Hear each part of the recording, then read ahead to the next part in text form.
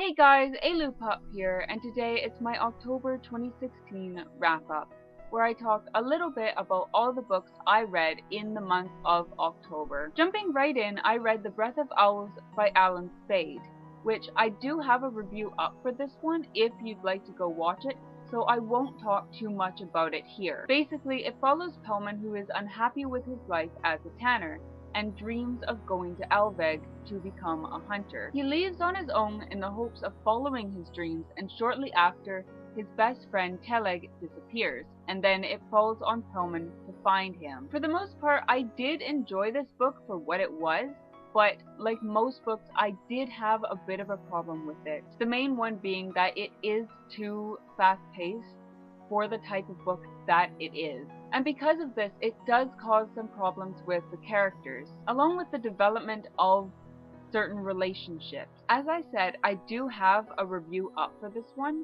so if you want to know all my thoughts on this book, I'll have a card up on screen that you can click and go watch it. All in all, I did give this book a 4 out of 5. Next, I decided I wanted to read some easier books for a change, since I realized that a lot of the books I had been reading lately were really long and really thick. So I decided to pick up 2 Nancy Drew books, The Hidden Window Mystery and The Clue of the Tapping Heels by Caroline Keene. In The Hidden Window Mystery, Nancy Drew and her friends go to Charlottesville in order to find stained glass window. And in The Clue of the Tapping Heels, they're working to solve the mystery of why there is tapping in the house of an old actress. I didn't grow up with Nancy Drew, so for me, these books were very different from what I'm used to reading, and I just don't have any nostalgic feeling to them. These books were probably good at one time, but I don't personally think they stood up to the test of time. The characters in particular felt very childish to me, and my first thought of Nancy Drew was that she was like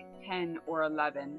And then when it got to a part where she has to drive, I realized that she was older than I thought. Not to mention, all of the characters really just felt the same to me. There didn't seem to be any difference at all. For this reason, I have only given both of these a 2 out of 5.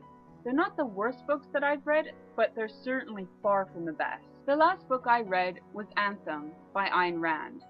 This is a bit more difficult to describe. It is basically set in a time when individuals have no separate identity, and follows a character named Equality 2521, who is different from his brothers and sisters and believes that because he is different, he deserves to be punished, because he does things and thinks things that are forbidden by the Brotherhood. I read this book originally when I was still in high school, and I do remember really liking it, which is why I was very glad to have found it as an ebook instead. I can see why people might not like it, but for me personally, I did still really enjoy it, especially the second time around. My only real complaint is that it's too short, and I have given this a 5 out of 5. These are all the books I read in the month of October.